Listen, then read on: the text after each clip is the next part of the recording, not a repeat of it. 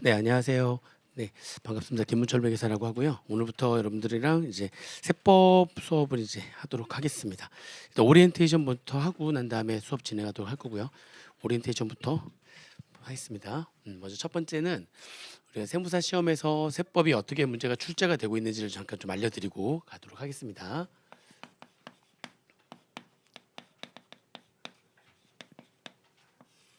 자, 세무사 1차 시험은 지금 40문제로 문제가 출제가 되고 있고, 그리고 오지선 다 객관식 문제가 출제되고 있고요. 보면은 이제 법인세, 소득세, 부가가치세가 출제가 가장 많이 되고 있는 파트입니다. 기본 3법이라고 하거든요. 세법에서 기본 3법을 법인세, 소득세, 부가가치세라고 얘기하고, 법인세가 10문제 출제가 돼요. 근데 가끔 11문제 나올 때가 있어요. 근데 거의 10문제라고 생각하시면 돼요. 소득세도 10문제 출제가 되는데 얘가 11문제 나올 때는 소득세가 한 문제가 좀 적게 출제가 됩니다. 그래서 이렇게 거의 요즘에는 10문제, 10문제 이렇게 출제가 된다고 보시면 되고요.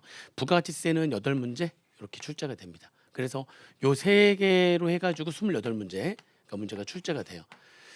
그리고 이제 기타세법이라고 해가지고 기타세법이 네 가지가 있거든요. 기타세법이 먼저 국세기본법이라고 해서 줄여서 국기법이라고 하는데, 국기법에서 네 문제, 좀 많이 나올 때는 5문제 왔다 갔다 합니다. 요즘에는 거의 4문제 이렇게 나오고 있고, 국세징수법이라고 있어요. 줄여가지고 국징법이라고 하는데 이것도 4문제, 얘가 5문제 나왔을 때 3문제. 근데 거의 요즘에는 4문제 4문제 이렇게 나온다고 보시면 됩니다.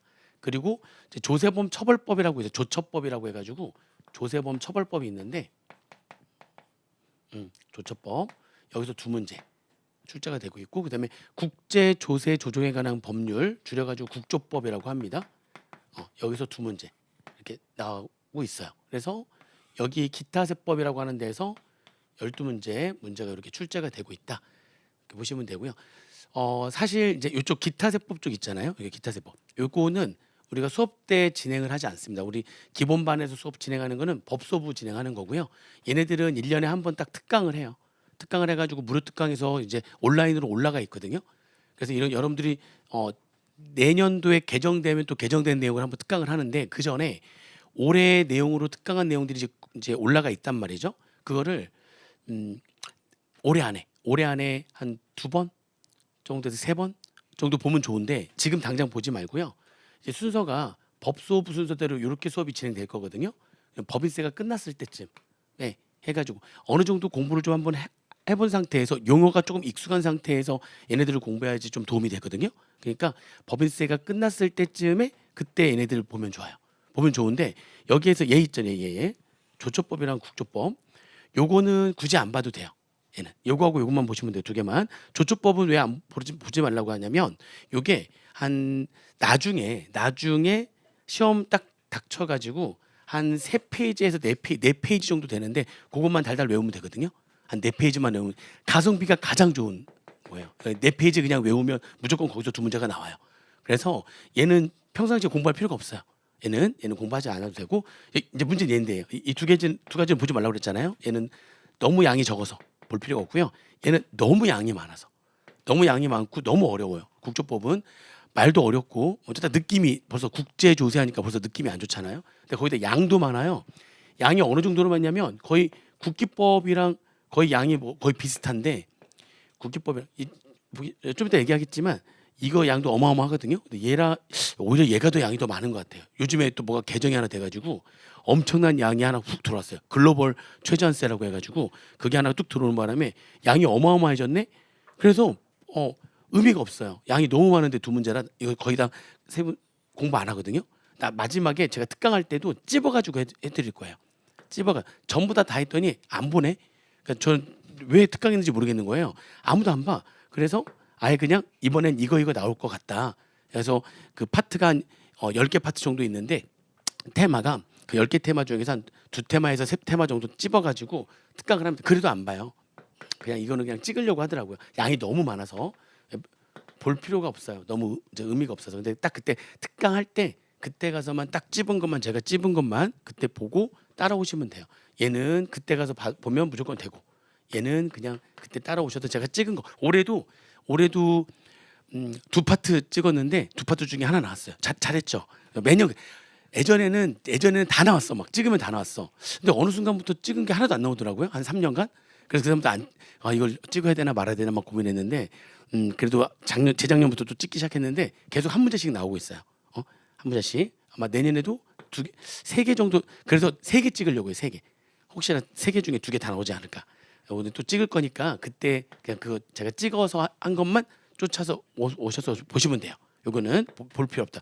근데 얘네들은 봐야 되는데 이게 제가 지금 거의 요즘에 이게 네 문제씩 나온다고 그랬잖아요. 이게 이렇게 네 문제씩 문제가 나오는데 국기법이랑 국징법이랑 양으로 따지면은요. 거의 국징법이 국기법의 한 3분의 1 정도밖에 안 돼요. 양이. 그러니까 가성비가 더 좋은 거죠. 가성비가 좋아요. 근데 국징법은 국기법을 좀 보고 난 다음에 보셔야 돼요. 이렇게 용어가 좀 연결되는 것들이 많기 때문에 요거를 보셔야 얘를 볼 수가 있거든요. 근데 얘가 좀 양이 많아요. 국기법은 양이 좀 많습니다. 그래서 한번 처음 들을 때는 조금 힘드실 수가 있어요. 그리고 우리가 이제 심화 과정할 때에 세법 파악할 때 그때 국기법을 좀 자세하게 하기도 해요. 그때 근데 그거 들어가기 전에 특강으로 할 때 한 번 정도 더 보시면 좋고요. 언제 보라고 그랬죠, 제가? 법인세 끝나고 난 다음에 전체 수업의 절반 살짝 넘어가기가 법인세거든요. 법인세가 양이 많아가지고 법인세가 양이 많아서 전체 수업의 한 절반 조금 넘을 정도인데 그거 끝났을 때쯤에 국기법 보고 국지법 보고 심화 과정 들어오기 전에 요것도 한 번씩 보고 들어오면 아주 좋습니다. 그러니까 선택 사항이긴 한데 그때 꼭 봤으면 좋겠다. 한번 심화 과정 들어가기 전에 그렇게 보시면 되고요. 이게 보면은 그러니까 이 국징법이랑 조처법이랑 요게 좋아요. 가성비가 여기 좋습니다. 요게 가성비가 좋아요. 실제 시험에서는 세무사 시험에서 1차 시험에서 세법 몇 점 정도 맞으면 될 것 같아요? 목표가 있을 텐데 혹시 목표 같은 거? 없어요? 회계학 지금 끝났잖아요, 그죠? 회계학 끝나고 나니까 대충 목표가 좀 나 몇 점 정도 맞을 수 있겠다, 몇 점 정도 맞겠다 이런 목표 얘기 안 할 거예요? 알았어요. 좀 이따 우리 다시 좀 얘기해요. 근데 아무튼 목표가 좀 있을 텐데 사실 1차 시험에서 60점을 넘기면 되잖아요. 세법이 평균 60점 이상 나오면 뭐 무조건 붙는 거거든요. 사실은 일반 많이 들어봤죠. 4488이라고 많이 들어보셨죠, 그죠? 4488이라고 많이 들어봤을 거야. 그러니까 아무래도 회계나 세법은 좀 어려우니까 40점대 맞고 그 다음에 재정학이랑 그 다음에 선택 과목은 좀 얘에 비해서 상대적으로 쉬우니까 80점대를 맞고 그래가지고 평균 60점 넘겨가지고 붙는다. 이렇게 많이들 하는데 사실 이제 결과적으로 이렇게 나올 수는 있지만 처음부터 이렇게 목표를 잡고 가잖아요. 그러면 아무래도 좀 힘들어요. 왜냐하면은 2차 시험이 여기하고 연결이 다 되잖아요. 여기랑 연결이 되다 보니까 결과적으로 이렇게 나올 수 있어요. 회계세법이 좀 문제가 어렵게 나올 수 있으니까. 그래서 이렇게 결과적으로 이렇게 나올 수는 있지만 처음부터 4488을 목표로 해가지고 나는 그렇게 해야지라고 가는 거는 좀 바람직하진 않다. 선택법 같은 경우에는 80점 이상 무조건 나올 수 있거든요. 얘는 좀만 열심히 하면 되니까. 근데 사실 재정학도 문제의 난이도에 따라 가지고 문제가 조금 어렵게 나오고 그러면 80점 이상 나오는 거 좀 쉽지 않거든요. 한 60점대, 70점대, 70점대도 좀 어려운 경우가 있어요. 가끔씩 재정학이 좀 어렵게 나올 때가 있기 때문에 회계세법은 처음부터 이렇게 목표를 가지고 가시는 건 별로 바람직하지 않다. 근데 사실 이게 가능하거든요. 응? 약 1차만을 목표로 해가지고 40점 이상 맞겠다라는 게 가능해요. 왜냐하면 얘 때문에. 기타세법 때문에. 기타세법. 사실 2차는 얘가 나오거든요. 근데 이 1차에서 얘네들이 1차에서만 나오는 거예요. 이건 2차에서도 나오는 거고. 그래서 1차에서만 나온 얘네 중에 얘하고 얘가 일단 가성비가 굉장히 높아요. 양에 비해서 많이 나오는 거거든요. 그러다 보니까 요거하고 요거는 거의 다 맞아요. 요거 국징법에서 그래도 조금 뒤에 좀 어려운 내용이 좀 있어서 하나 정도 틀릴 수 있는데 거의 여기에서 5개에서 6개 맞는단 말이에요. 이렇게. 40점 맞는다면 16개 이상만 맞으면 되는데 여기서 벌써 5개를 맞아버리니까. 그죠? 그리고 국조법 이거 제가 찝어드리는 거에서 하나는 맞는단 말이죠. 그리고 국기법 좀 어렵긴 한데 양이 많은데 좀 심화 과정에서도 공부를 하고 난 다음에 딱 보게 되면 국기법에서도 뭐 하나 정도밖에 안 틀려요. 이렇게. 그러니까 여기서 여기서 하나 틀린다고 치면 이렇게 여기서 벌써 9개, 10개, 12개 중에서 9개에서 10개를 맞아버리는 거예요. 그러니까 이 28개 중에서 지금 한 일곱 개 정도만 맞아주더라도 40점이 넘어가 버리니까.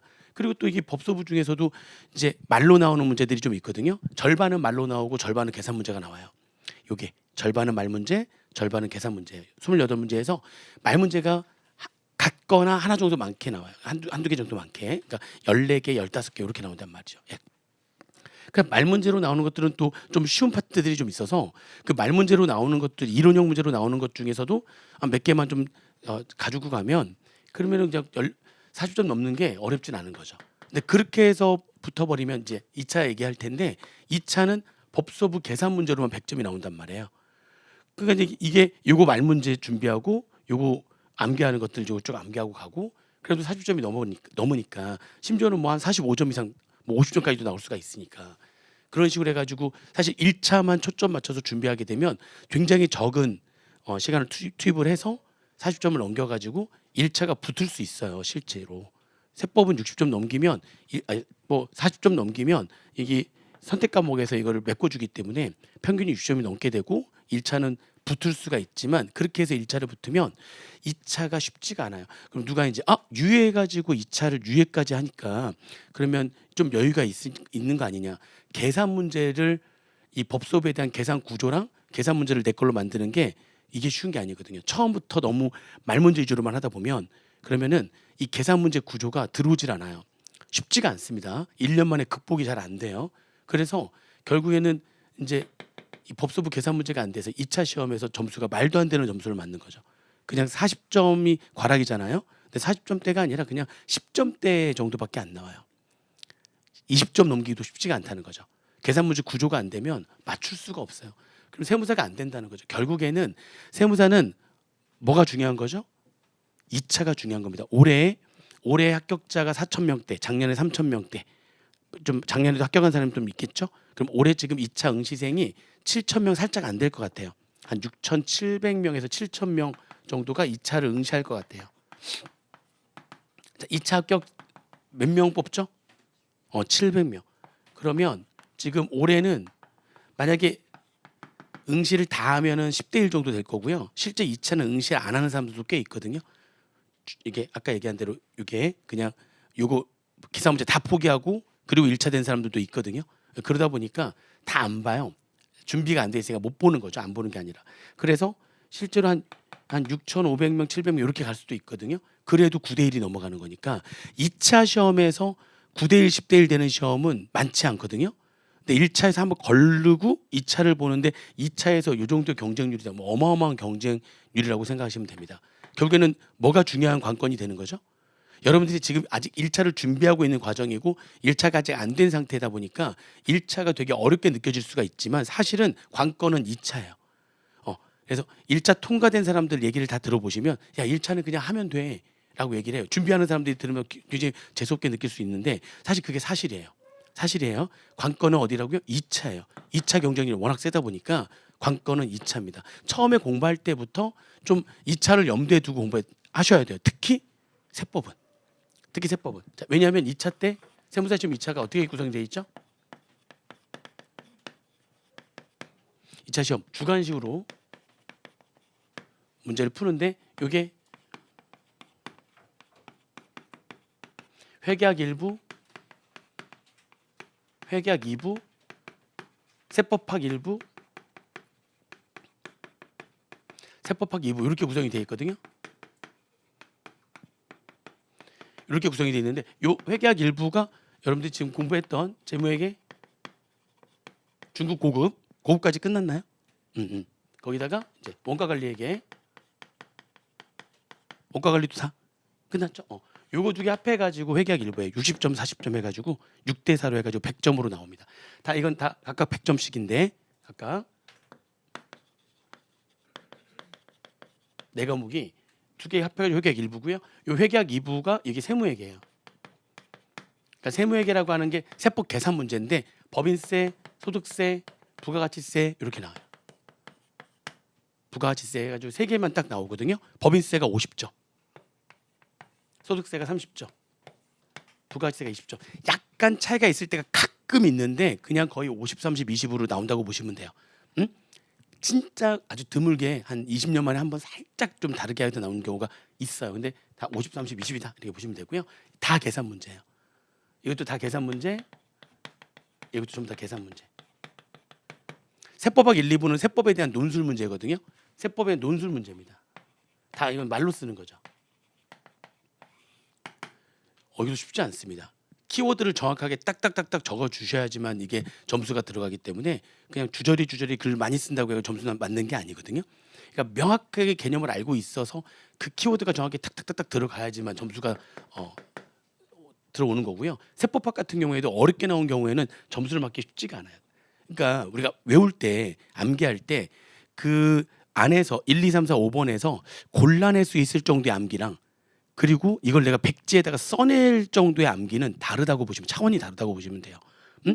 어떤 딱 내용을 읽으면서 아 맞아 이건 있었던 거지 아 이건 없던 거지 요 정도의 암기하는 거는 한 3번 정도 집중해서 읽으면 머릿속에 어느 정도 각인이 됩니다. 물론 그것도 한 번만 볼 게 아니라 몇 번 이제 반복을 또 하겠죠. 한 번 볼 때마다 한 3번씩 집중하고 되뇌이면서 연습장에다 막 써보고 하면 그러면 웬만하면 딱 문제지에 나왔을 때 아 이거는 맞아 없던 거지 아 요건 있던 거지 이거 골라낼 수 있어요. 근데 그거를 백지에다가 써낼 정도로 암기해라 진짜 쉬운 일이 아니에요. 이게 백지에다 써내려가야 되기 때문에 세법학 시간 엄청 많이 걸립니다. 그래서 몰라서 안 쓰는 게 아니라 키워드가 탁탁탁 떠오르지 않기 때문에 그리고 이것도 시간 엄청 오래 걸리는데 이게 다 전부 다 세법이죠. 세법 과목을 둘로 이렇게 나눠가지고요. 법인세, 소득세, 부가가치세, 거기 상증세, 지방세, 조특법, 개별소비세 얘네들을 이게 1부, 2부로 나눠가지고요. 절반으로 딱 나눠서 그래서 제가 논술용으로 시험을 보는 거죠. 이건 전부 다 세법을 둘로 나눠가지고 논술용으로 보는 거기 때문에 2차 시험은 그냥 다 뭘로 구성됐다고 보시면 돼요. 4과목 중에 3과목이 세법이죠. 결국에는 세무사 시험이니까 세법을 잘해야 결국엔 되는 거고요. 그러면 우리가 공부한 이 법소부가 여기선 계산 문제로도 나오고 여기에서는 또 그렇죠. 또 여기에서는 논술용 문제로도 또 나오고 그렇게 되는 겁니다. 그리고 여기서 공부했던 이제 국기법 나오고요. 그리고 국증이랑 뭐 조처는 1차에서만 나오는 거라서 가성비가 좋은 거고 여기 2차에서 국기법이랑 국조법도 이것도 안 나오고 다 안 나옵니다. 그러니까 이거 안 보는 거죠. 2차에서 나온다면은 양이 많더라도 볼 텐데 얘는 꼭 보셔야 되고요. 얘는 어디까지도 나오니까 2차에서도 또 나오기 때문에 국기법은 얘는 1차에서만 나오는 거고 그리고 이제 조세특례제한법이라고 해서 그것도 양이 또 어마어마한데 우리가 이게 나중에 이제 법소부 공부할 때 법소부와 관련된 조세특례제한법이 있거든요. 이것도 또 설명을 잠깐 좀 드리겠습니다. 이게 좀 잠깐 드리고 가야 될 것 같아요. 아무튼 여기서 공부하는 내용들 중에 여기하고 연결되는 것들이 굉장히 많고요. 결국에는 기본서에서 이 법소부에 대한 개념, 계산 문제 구조, 또 계산 문제 실제로 계산하는 거 이런 것들을 전부 다 기본을 잘 닦아놔야 결국에는 얘하고 얘네들이 다 돼서 2차가 되는 거죠. 여기 굉장히 지금 중요한 과정이 지금 들어가려고 하는 거예요. 세무사 시험이 되기 위해서는 결국에는 뭐가 관건이라고요? 결국에는 세법이에요. 세법 공부하는데 세법 괜찮은데 나 세법이랑 좀 맞는데 요 느낌이 딱 들면 그러면은 자신감이 확 생기는 거고요. 실제로 그게 끝까지 가면 그냥 동차로도 바로 붙을 수가 있는 겁니다. 결국에는 내가 동차로 붙을 수 있느냐 아니면 장수생이 되느냐 아니면 결국에는 포기를 할 수밖에 없느냐 그게 지금 갈림길이 바로 이런 여기라는 거죠. 여러 개 딱 그 갈림길에 들어온 거예요 지금. 이제 공부를 좀 하면은 좀 이걸 좀 재미있게 좀 생각하고 내 걸로 좀 만들려고 하고 친숙하게 느껴지고 자신감 좀 생기고 이래야지만 동차가 가능하다. 이게 굉장히 지금 어려워 보이는데 사실 우리 세무사 시험은 동차 시험이랑 장수생이랑 너무나 특이하게도 얘도 많고 얘도 많아요. 그러니까 생각보다 동차가 많고 원래 생각을 해보세요. 동차랑 유예랑 하면 당연히 누가 더 유리하죠? 당연히 유예가 더 유리하죠. 왜냐면 유예는 정말 2차 위주로만 특히 또 얘네들 암기하는데 훨씬 더 많은 암기를 했을 거 아닙니까? 그러면 사실 동차랑 유예랑 딱 시험에 딱 들어가면 사실 여기서만 다 붙어야 돼요. 동차가 유예에서 떨어져 가지고 다시 또 3차생이라고 하죠 우리가. 그러니까 유예에서 떨어져서 다시 또 1차 붙고 시험 보는 3차생들이 아니란 정말 순수 동차 같은 경우에는 유예나 3차생이나 4차생이나 이런 사람들하고 비교하면 너무나 준비가 적기 때문에 당연히 떨어져야 되는 시험이 맞는 거거든요. 근데 그렇잖아요. 생각보다 순수 동차 그냥 동차가 아니라 3차생으로 붙는 거 말고 순수 동차생이 생각보다 많습니다. 실제 합격자 중에 거의 한 10%에서 15% 정도 돼요. 그럼 굉장히 많은 거거든요. 순수 동차가 한 70명에서 100명 정도 된단 말이에요. 이게 요 정도로 나온다. 순수 동차가. 여기서 지금 3차생이랑 4차생 이렇게 포함되는 게 아니라 순수 동차가 이 정도 나온다는 건 굉장히 많이 나온다는 거예요. 실제로 학원에서도 합격생들을 보게 되면은 합격생들 중에 순수 동차생들이 생각보다 정말 딱 비율대로 나와요. 한 15%, 15% 정도? 10명 중에 1.5명은 순수 동차생이에요. 2차 합격생들을 보게 되면 순수 동차, 3차생 말고. 응? 3차생은 순수하지 못하죠. 일단 순수 한번 갔다가 왔으니까. 근데 얘도 많고 얘도 많아요. 이 시험이. 이게 왜 이렇게 될까요? 결국에는 뭐 때문일까요? 결국에는 세법 때문입니다. 세법을 처음에 너무 1차 위주로만 준비하잖아요. 뭐라고 했죠? 1차 붙을 수 있다니까요. 붙을 수 있어요.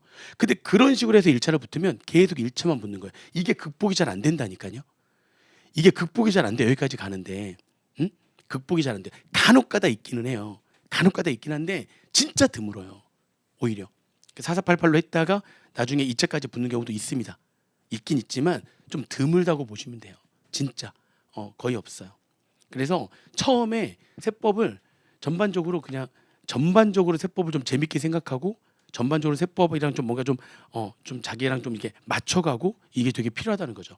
그래서 세법에서 실력을 여기에서 잘 닦아 놓으면 그러면 이게 가능한 거고요. 순수동차가 거기서 잘 못 닦으면은 1차는 될지 모르겠지만 2차가 극복이 잘 안 돼서 이게 정말 극복이 잘 안 되거든요. 처음부터 극복을 하려고 막 노력하셔야 돼요. 처음에 힘들어야 돼요. 처음에 쉽게 하다 보면 나중에 극복이 안 되고 처음에 좀 어렵지만 좀 재미 느끼면서 좀 어렵게 공부를 해야 나중에 이게 극복이 돼가지고 그래서 순수동차도 가능한 상태가 됩니다. 진짜 얘도 많고 얘도 많은 1차 되는 게 생각보다 어렵지 않기 때문에 계속 1차는 붙는 거예요. 그러니까 계속 장수생이 되는 거예요. 2차는 극복이 안 되니까 계속 떨어지고 생각보다 또 여기도 많습니다. 많습니다. 그러니까 우리는 뭐를 목표로 하는 거죠?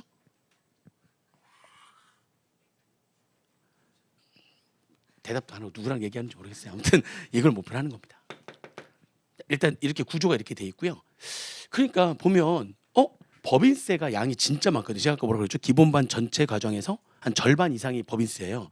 근데 그게 왜냐면 실제 2차 시험 보면은 50점이 법인세로 나오잖아요. 이게 거의 이 비율이 우리가 공부하는 비율로 비슷해요. 실제로는.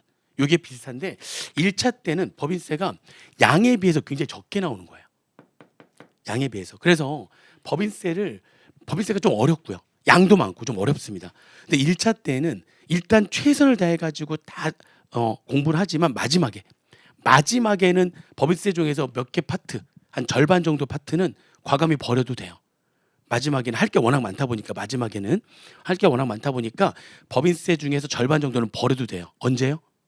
마지막에 한 석 달, 100일 정도 남았을 때.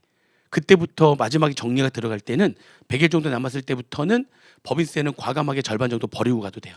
그때는 와서 이제 물어보셔도 돼요.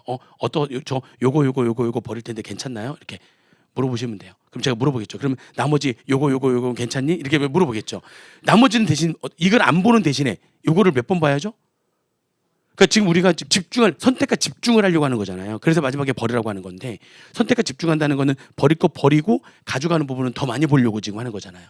그래서 시험장에서 얘를 더 확실하게 해내려고 전부 다 애매하면 전부 다 틀리니까 그래서 과감히 버릴 거 버리고 가져가는 부분 더 확실하게 해가지고 그래서 시험장에서 확실하게 맞추려고 지금 하는 거기 때문에 그러면 버릴 거 버린 다음에 대신 요걸 훨씬 더 가져가는 거는 더 많이 봐야죠. 그러니까 마지막에는 그래도 돼요.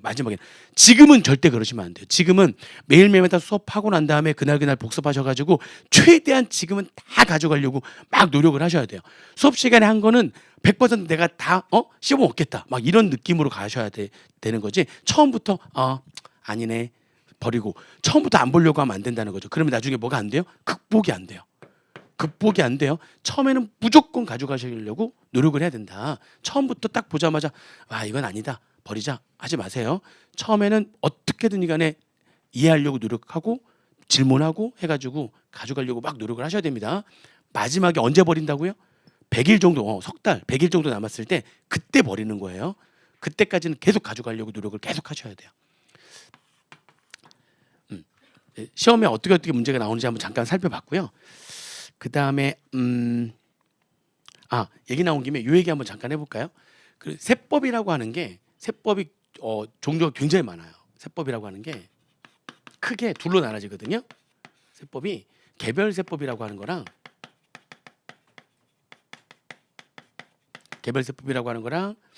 그 다음에 일반세법이라고 하는 거랑 크게 일단 이렇게 둘로 나눠져요. 세법이라고 하는 게 개별세법이라고 하는 거는 우리가 이제 얘기하는 하나하나씩의 세금들이죠. 세금들 하나하나씩의 세금들을 다 세목이라고 하거든요. 법인세, 소득세, 부가가치세, 상속세, 증여세 뭐 이런 것들 많이 들어봤죠. 종합부동산세 해가지고 막 들어본 말들이 많이 있단 말이죠. 그 하나하나들의 세금들을 세목이라 그래요. 근데 하나하나들의 그 세금들마다 관련된 법령이 하나씩 법이 있는 거죠. 그래서 법인세는 무슨 법이 있고요. 법인세 법이 있는 거예요. 이게 법인세 법이 있고 소득세는 소득세 법 있고 각 세목마다 하나의 세법들이 다 있는 거예요. 부가가치세는 부가가치세 법이 있는 거고요. 이런 식으로 하나의 세목당 하나의 근거 법들이 다 법령들이 존재를 해요. 그래서 개별세법이라고 하는 건 하나의 세금당 존재하는 세법들이구나. 걔네들은 기본적으로 일세법, 일세목, 일세법주예요. 하나의 세금당 하나의 세법이 존재하는데 유일한 예외가 상속세하고 증여세예요. 상속세가 있고 증여세가 있잖아요. 근데 걔네들은 상속세 및 증여세법이라고 해가지고 합해져서 하나의 세법으로 돼 있어. 얘만 유일하게. 총 세금이라고 하는 게 국가에서 걷는 세금이 국세라고 하는 게 세금이 13가지가 있거든요. 그 13가지의 하나의 세금당 하나의 세법들이 다 존재하는 거죠. 유일하게 얘만 상속세하고 증여세라고 하는 세금은 부의 무상 이전이라고 하는 공통된 점이 있다 보니까 비슷한 게 너무 많아요.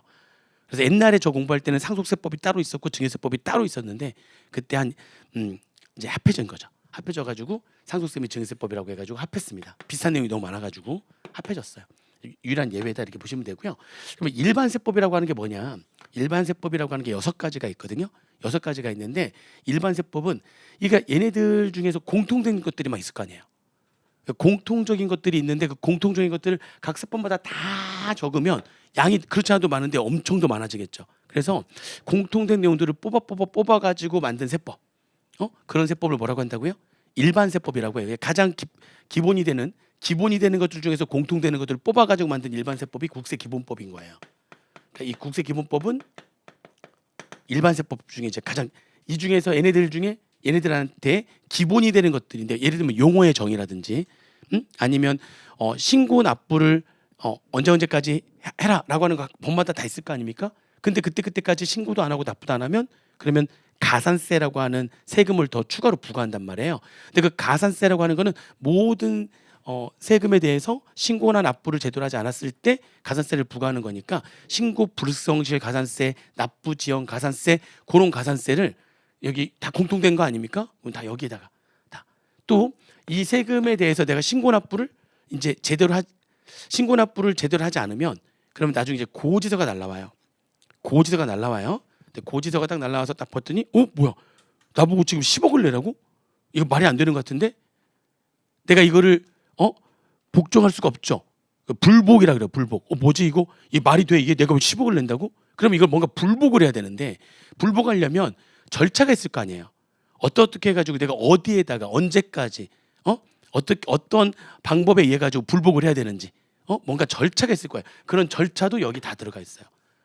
얘네들에 대해서 네가 뭔가 고지서를 받았을 때 그게 말이 안 된다고 생각을 한다면 어떤 절차, 어떤 방법에 의해 가지고 그래서 불복을 해라라고 하는 그런 절차도 여기 있어요.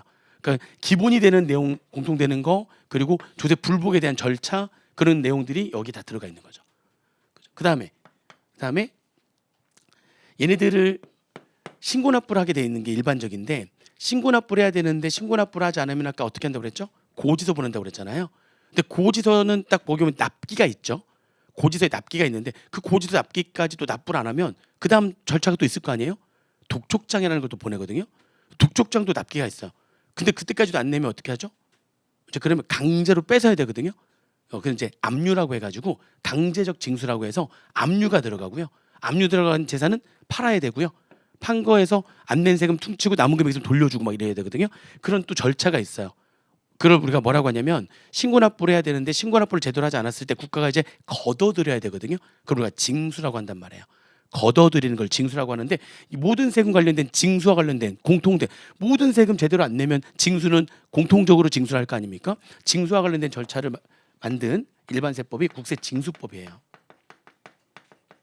이렇게 국세기본법, 국세징수법 이렇게 있는 겁니다. 또 세금을 내는데 모든 세금에 대해서 세금을 그냥 실수해가지고 잘못 내는 경우도 있지만 사기나 기타 부정한 방법을 통해 가지고 세금을 안 낼 수도 있죠. 그렇게 내는 걸 우리가 탈세, 포탈이라고 하거든요. 그러면 걔네들은 이제 사실 범죄자가 되는 거예요. 이제 아니 세금을 잘못 냈다고 해가지고 범죄자가 되는 건 아니에요. 내가 계산을 잘못할 수도 있는 거잖아요. 그죠? 그건 범죄자가 되는 건 아닌데 사기나 기타 부정한 방법을 통해서 허위 증빙, 그죠? 또는 이중 장부 작성, 뭐 이런 식으로 뭔가 사기나 기타 부정한 방법을 통해 가지고 세금을 잘못 내면 그러면 걔네들은 범죄자가 된단 말이죠. 그럼 걔네들은 어떻게 처벌할 거냐 하는 내용들을 모아가지고 모든 세법 관련해서 그렇게 세금을 잘못 내는데 뭐 죄를 저질렀을 때 어떻게 처벌할 거냐 그런 내용들을 모아서 만든 일반세법이 조세범 처벌법이에요.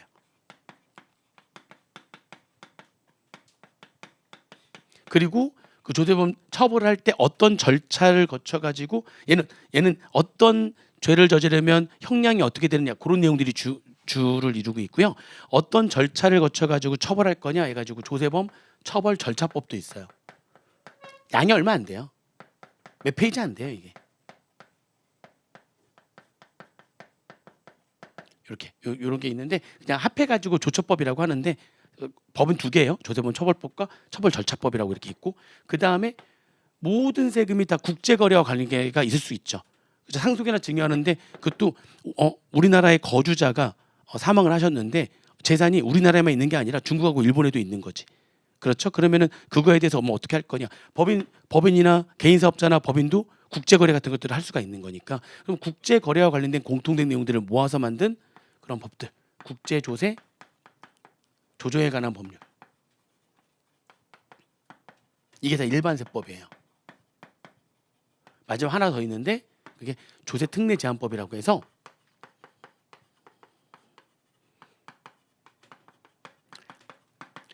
각 법마다 뭔가 국가에서 막 이런 것들을 유도하고 싶은 거야. 예를 들면은 공장이나 본사를 지방으로 이전하면 막 혜택을 주는 거죠. 인구 분산, 지역의 균형적인 발전, 뭐 이런 것들 때문에 막 또는 연구 개발하는 거 막 이러고 지원해주고 싶은 거야. 연구 개발하는 것도 막 지원해주고 싶고 그런 어떤 모든 법 관련해 가지고 연구 개발한다거나 개인 사업자나 법인 사업자가 다 연구 개발할 수 있잖아요, 그죠? 또 개인 사업자나 법인 사업자가 지방으로 본사를 이전할 수도 있는 거고 그랬을 때 뭔가 혜택을 주는 것들은 다 공통된 내용들이거든요. 뭔가 각 세법 관련해 가지고 뭔가 혜택을 주고자 하는 공통된 내용들을 모아서 만든 게 조세특례제한법. 특례도 특별히 혜택 주는 것도 들어가 있고요. 그리고 너무나 혜택을 많이 주면은 이게 혜택을 어떤 법인이 막 한 20가지 이상의 혜택을 받는 거야.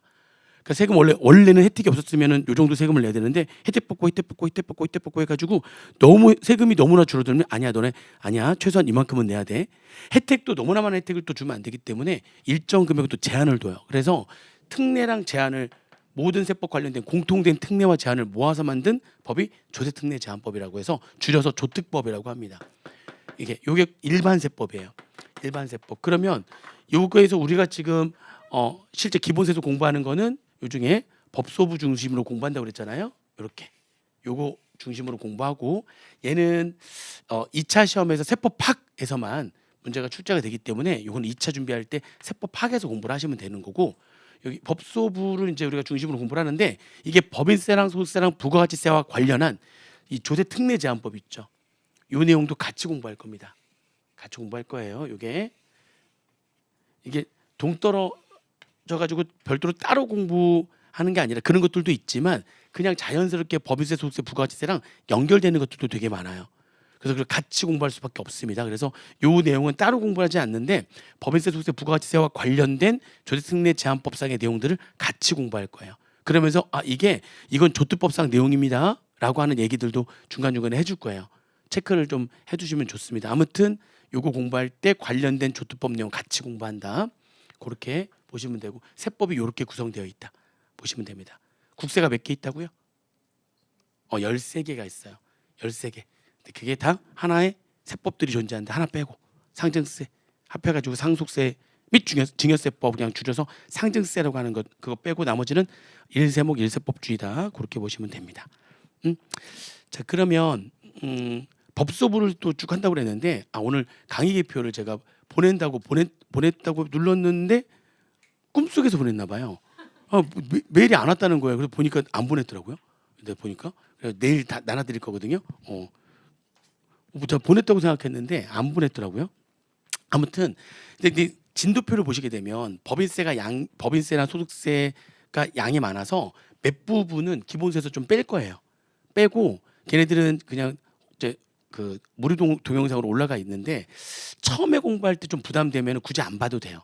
그게 이제 어떤 파트냐면은 법인세 같은 경우에 합병이랑 분할, 그다음에 연결 요조 파트인데 그 파트가 별도로 따로 무료 동영상으로 올라갈 건데 조금 세법 공부하다가 야 진짜 세법 진짜 세법 진짜 내 건데 막 이런 느낌이 들어가지고 너무 자신 있는데 그러면은 좀 보면 괜찮은데 웬만하면은 특강들은 처음에 공부하는 사람들은 안 보셔도 돼요.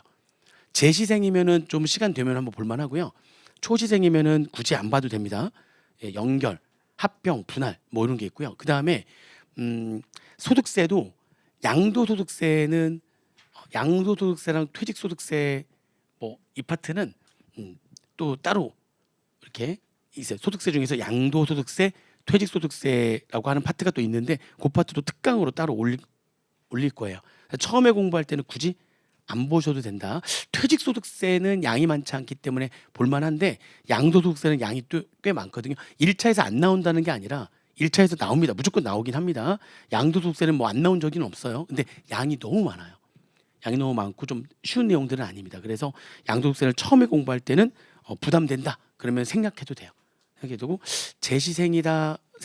재시생이면은 도전해보고 그래서 걔네들은 따로 정규 수업이 아닌 무료 동영상으로 올라갈 거니까 그렇게 알고 계시면 되고요. 그 다음에 얘네들 아까 여기 요것들도 다 지금 무료 동영상으로 이미 올라가 있는데 요거는 보지 마시고 요 두 개는 법인세 끝날 쯤에 한번 그때 시간 되면 열심히 하신 분들은 그때 보라고 하면 꼭 보고요. 나중에 심화반 들어가서 보셨나요? 물어보면은 한 10명 중에 한두 명 정도 이렇게 봤다고 그러고 나머지는 안 봤다고 하더라고요. 그래서 보면 좋습니다. 법인세 끝나고 난 다음에 시간 내셔가지고 국징법은 양이 요거의 3분의 1밖에 안 되는데 요걸 꼭 보고회를 보라고 그랬잖아요. 요거 양이 좀 꽤 돼요. 꽤 돼서 국기법이 좀 양이 되는데 꼭 들었으면 좋겠습니다. 법인세 정도 끝났을 때 한번 좀 들어봤으면 좋겠고요. 그 다음에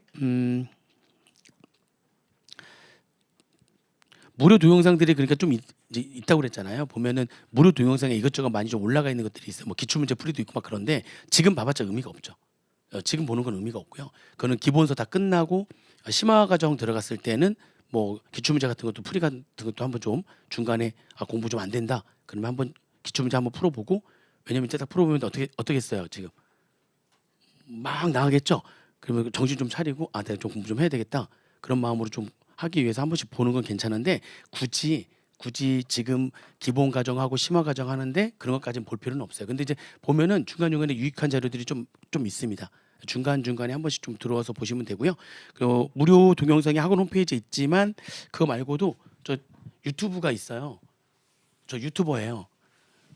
유튜버인데 그 2개 있거든요. 유튜브.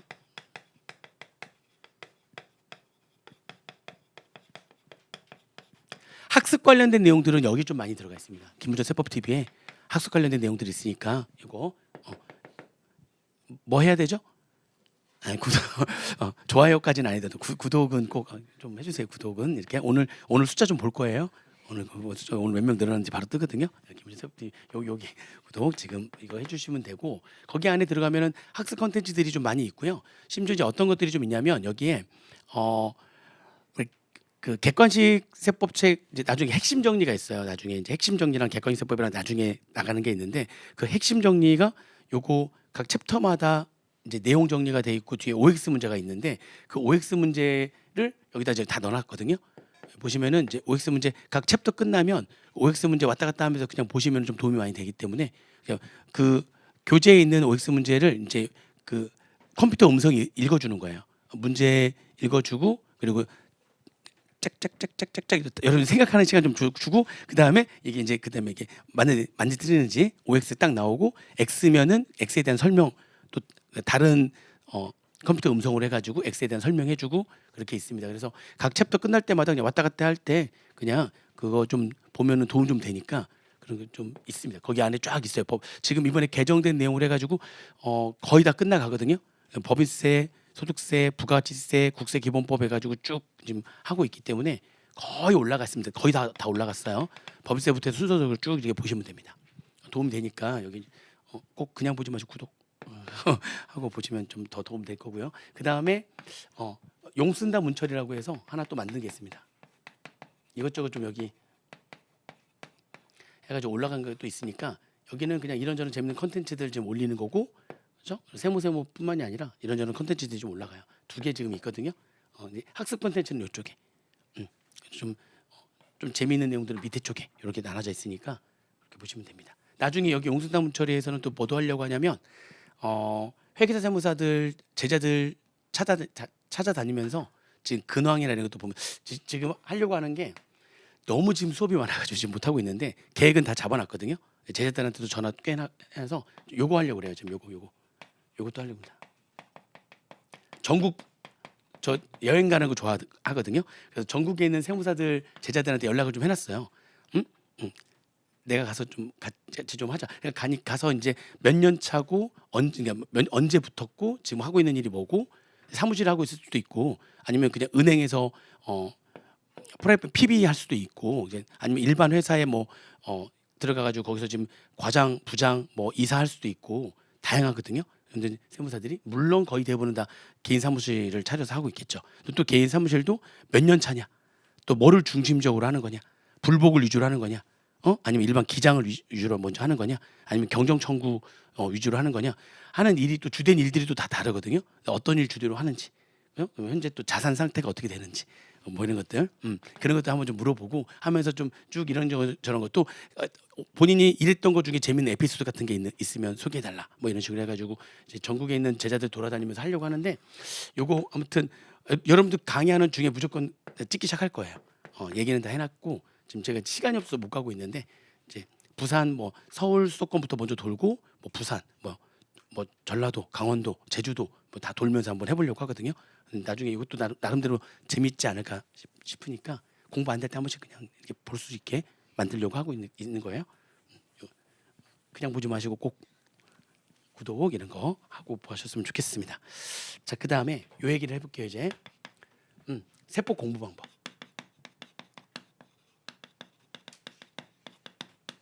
그러니까 일반적인 공부 방법 논이랑 비슷해요.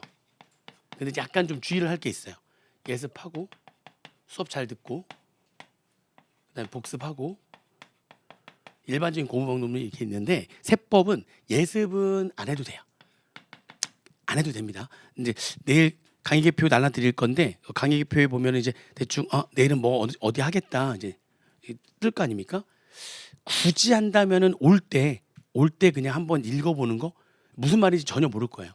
근데 읽어보는 거 정도? 근데 안 해도 돼요. 관계없습니다. 예습은 중요하지 않습니다. 그러니까 수업을 잘 듣는 게 일단 중요하니까 수업만 잘 들으시면 돼요. 이게 내용을 모르면 봐봤자 아무런 의미가 없거든요. 그래서 예습이 중요하지 않습니다. 우리는 거의 안 해도 된다. 굳이 한다면 한번 그냥 한 10분 정도, 20분 정도 그냥 무슨 말인지 몰라도 그냥 쭉 그냥 어디서부터 어디까지 그냥 읽어만 보는 거죠. 그냥 이번엔 쭉 읽어만 보는 거예요. 무슨 말인지 몰라도 그 정도 그거 안 해도 되고 수업 듣는 게 가장 중요합니다. 수업 듣는 거 중요하고 별표 하나 당연히 수업 듣을 때 이게 연결되는 게 막 좀 주의를 할 게 있어요. 세법을 한번 어떤 테마가 딱 들어가면 그 테마가 끝날 때까지 이게 쫙 연결되고요. 그 테마가 또 다음의 테마에 또 연결되는 경우도 있고 막 그래요. 그래서 한번 놓쳐버리면은 그 뒤에 쫓아오는 게 좀 쉽지가 않아요. 그 뒤에 쫓아오는 게 쉽지가 않기 때문에 절대로 결석하면 안 된다. 지금 오늘 그래서 제가 아까 숫자를 한번 잠깐 셌는데 숫자인데 이게 첫 수업 때 이 숫자가 끝까지 유지되는 경우가 많지가 않아요. 중간에 한번 삐끗해 버리면 못 쫓아오거든요. 그다음부터. 그러니까 이제 알아서 이제 갑자기 집에서 이제 혼자 하게 되는 이제 이런 상황이 막 발생을 하는 거죠. 근데 그렇게 돼 버리면은 이게 진도가 늦어지면은 흥미를 또 잃게 되고 막 그렇게 되니까 결국에는 아까 얘기한 대로 막 이제 그러면 4488 전략으로 갈까 막 이렇게 하지 않아야 될 것들을 하게 되고 막 그런단 말이죠. 그러지 말고 한번 지금 마음 먹고 딱 시작한 거니까 끝까지 난 빠지지 않겠다. 응? 절대로 직계 좀비 속의 사망 이외에는 절대로 빠지지 않겠다. 그렇게 생각하고 오셔야 돼요. 결석, 지각도 안 돼요. 지각도 안 됩니다. 결석 지각 하지 않겠다라고 진짜 굳게 마음 먹고 오셔야 됩니다. 한 번 놓치면 쫓아가기 쉽지 않아요. 그러니까 어떻게든 간에 결석과 지각은 하지 않겠다. 만에 하나 진짜 했어. 근데 뭐 몸이 너무 안 좋을 수도 있잖아요. 결석을 했어. 그러면 그 주 주말에 그 주 거를 어떻게든 간에 다 보고 난 다음에 그래서 그거 다 극복하고 그다음에 그다음 주에는 꼭 오셔야 돼요. 그 주에 어쩔 수 없는 상황이 발생을 했다. 그러면 그 주에는 무조건 해결해라. 해결하시고 그 다음 주에는 꼭 다시 나오셔야 됩니다. 그리고 그러니까요. 만약에 뭐 무슨 일이 있어가지고 미리 그러니까 급작스럽게 일이 생기면 모르겠지만 그게 아니면은 웬만하면 저한테 미리 좀 얘기를 좀 해주세요. 예비군 같은 걸 국가가 불렀는데 안 갈 수 없잖아요. 그죠? 예비군이 있다거나 아니면은 내가 뭐 장손인데 근데 지금 할아버지 제사는 무조건 참석을 해야 된다. 그래서 내가 지금 이번에 가야 된다. 그런 날이 있을 수 있잖아요. 그죠? 그러면은 꼭 저한테 말씀 좀 해주시고 그냥 움직이세요. 저는 왜냐하면 딱 왔는데 그러니까요. 이게 든 자리는 몰라도 난 자리를 안다고 딱 서 있는데 갑자기 누구 딱 이렇게 전체적으로 딱 이렇게 대충 이렇게 있으니까 이게 다 이제 눈에 나중에 이제 있거든요. 이제 다 눈에 담는데 몇 명이 눈에 안 보이잖아요. 그러면은 강의가 잘 안 돼요. 강의가 잘 안 되니까 꼭 미리미리 얘기를 좀 해주세요. 저 생각보다 소심한가 봐요. 그래서 안 되더라고 강의가 안 돼. 그러니까 미리미리 얘기를 좀 해주시고요. 나중에 제가 전화번호도 알려드릴 건데 전화번호 알려드릴 거니까 혹시나 급한 일이 생겼으면 문자로라도 이렇게 좀 이렇게 주시면 감사하겠습니다. 절대로 안 되고요. 그 다음에 수업 시간에 정신을 바짝 차려야 되는 건데 이게 수업 시간이 지금 우리가 6시간을 수업을 하잖아요. 근데 6시간 수업을 하는데 6시간 수업 내내 집중하는 게 쉽지가 않아요. 그러니까 이거를 좀 본인이 중간중간에 좀 약간 지금 요 얘기는 정말 중요하구나. 제가 수업 시간 이거 좀 중요하다라고 봤더니 더 집중을 좀 하시고 그냥 쭉쭉쭉 얘기할 때는 그냥 쭉 여러분도 그냥 쭉 좀 들을 필요가 있고 6시간 내내 집중하는 건 쉽지 않으니까 그러니까 6시간 내내 좀 이렇게 막 집중했다 좀 약간 풀었다 집중했다 풀었다는 거를 잘 하셔야 됩니다. 그런 거를 여러분이 좀 할 줄 아셔야 되는데 그건 제가 수업 시간에 이건 잘 보셔야 돼요라고 하는 건 정말 그때는 확 집중해서 좀 이렇게 보시고 수업 시간에 약간 좀 딴 얘기할 때는 좀 여러분들 좀 약간 편하게 좀 머리 좀 놨다가 또 집중해야 될 때는 확 집중하고 이런 것들을 잘 쫓아오셔야 됩니다. 근데 반대가 되는 경우가 많아요. 제가 이제 다른 얘기하고 농담하면 막 집중했다가 그랬다가 수업 딱 들어가면 갑자기 확 놔졌다가 그걸 거꾸로 하지 마시라는 거죠. 농담을 다 기억해요. 수업 내용은 기억이 안 나는데 그러면 안 되죠. 반대로 해가지고 수업 내용 같은 거 할 때는 집중하시고 농담 중간에 좀씩 할 때는 좀 편하게 생각하시고 하면서 집중 이게 진짜 중요하니까 집중을 좀 잘하시는 거 연습을 좀 하셔야 된다. 졸면 안 되고요. 그러니까 내용이 어렵다 보니까 나도 모르게 자꾸 지금 꿈을 꾸게 된단 말이에요. 듣다가 졸리면 이제 일어나시거나 아니면 졸리면 잠깐 나가서 세수 한번 하고 오시거나 물 좀 묻히고 오시거나 그러면 됩니다. 그러면 그래도 한 30분은 가요. 저도 졸맨이었거든요. 학교 다닐 때 졸맨이어서 이게 한번 잠에 빠져버리면 막 정신을 못 차리겠어요. 그러면 세수하고 와도 또 졸리더라고요. 근데 또 졸리더라도 한 30분은 가더라고요. 그러니까 너무 졸리면 잠깐 일어나거나 아니면 일어나서 뒤에 가거나 가서 세수 한번 하고 오거나 자꾸 그러셔야 됩니다. 그냥 졸리는데 계속 졸고 있으면 안 돼요.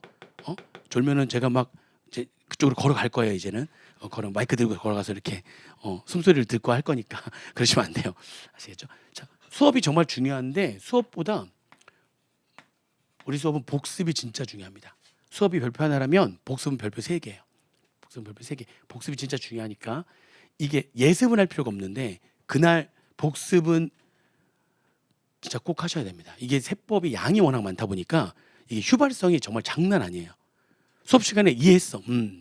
이해했어. 딱 하루 지나잖아요. 복습을 안 하면 하루 딱 지나면 진짜 절반 이상이 그냥 날아가요. 어제 이해한 게 뭐였지? 하루 만에 그냥 날아가요. 그래서 이게 휘발성이 워낙 강하기 때문에 복습을 해가지고 잡아야 되거든요. 내 걸로 만드는 과정이 필요하다는 거죠. 수업 시간에 이해한 거는 아직 내 건 아니에요. 무슨 말인지 알겠다는 거지 아직 내게 된 건 아니거든요. 결국에는 내게 돼야지만 시험장에서 문제를 풀어낼 수가 있기 때문에 내게 되려면 이게 돼야 됩니다. 복습을 해서 날아가기 전에 잡아야 되는 거죠.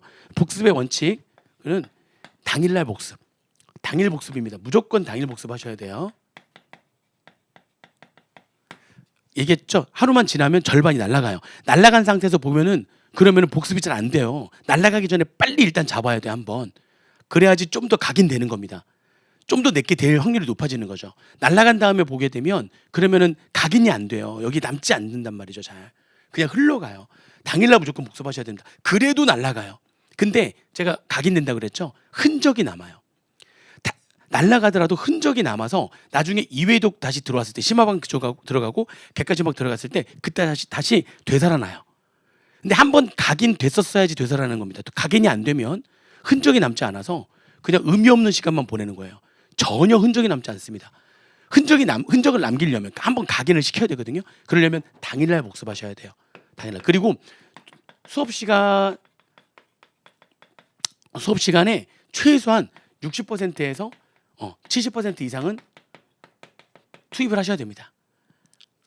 6시간 했다면은 4시간 정도는 복습을 하셔야 돼요. 시간 투자를 하셔야 돼요.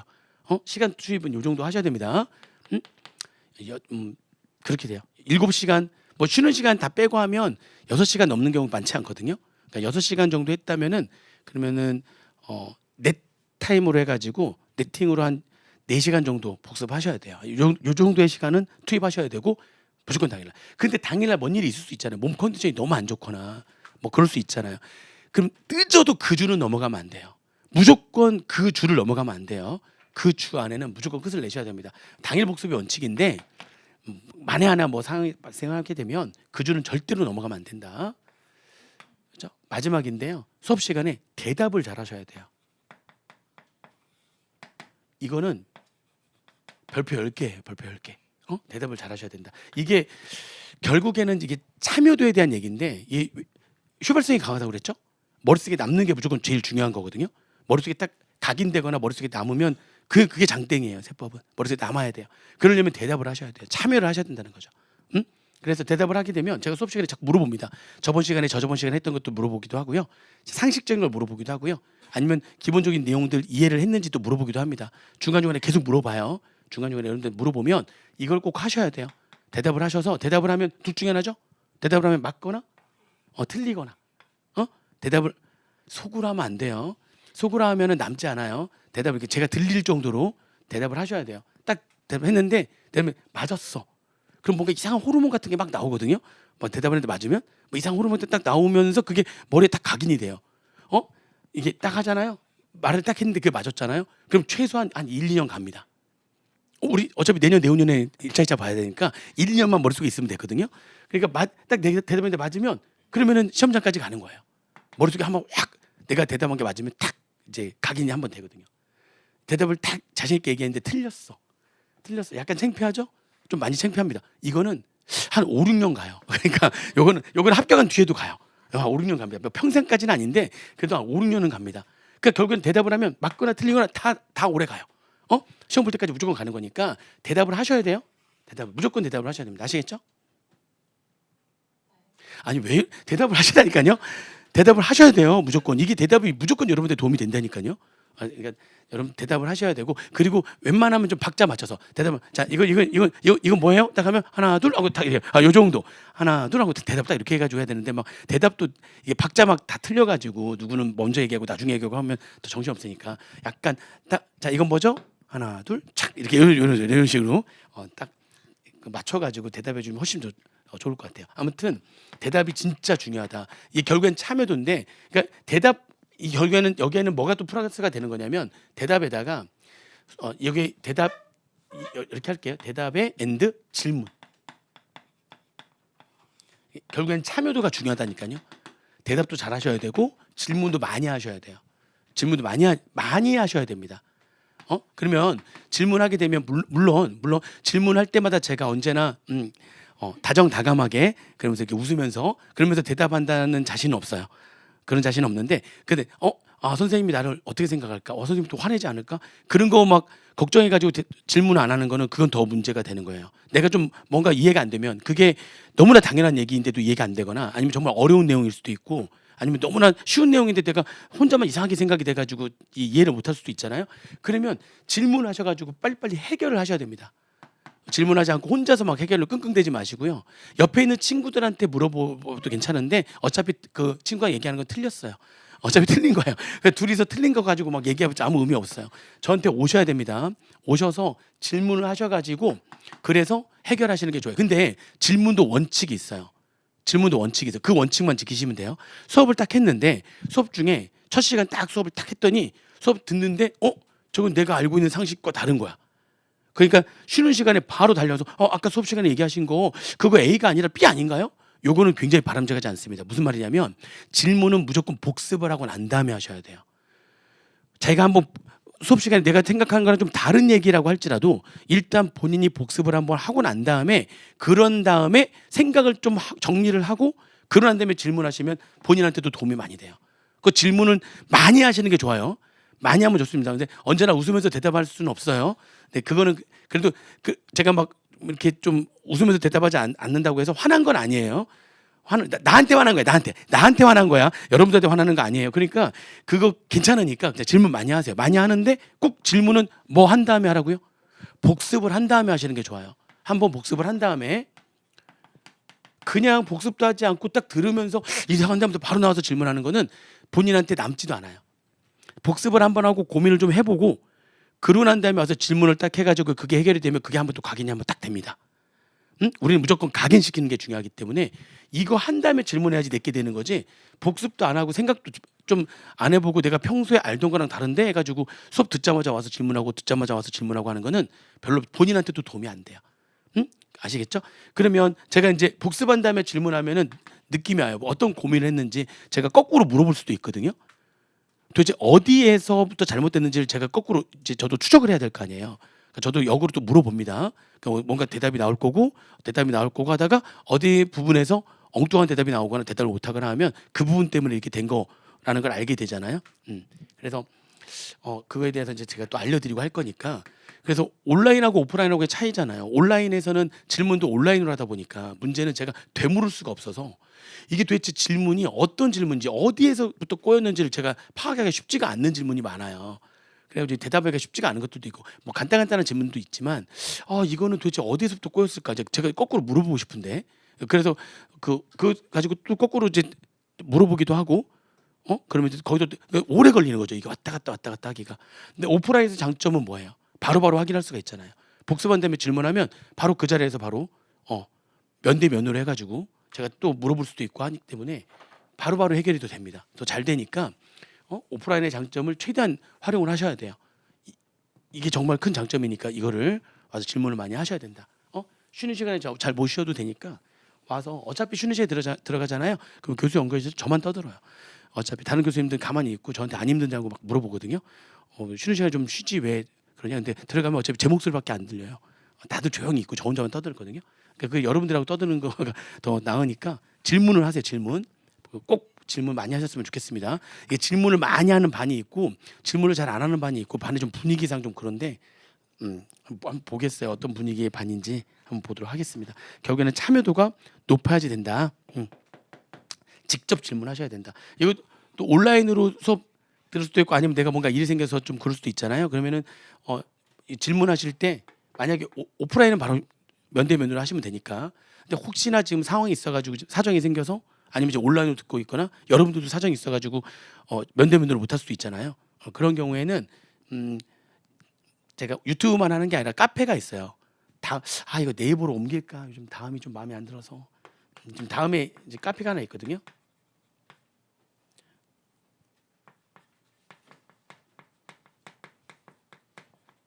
다음에 있습니다. 김문철 세법 카페라고 해가지고 다음에 있고요. 아니면 우리 학원 홈페이지에서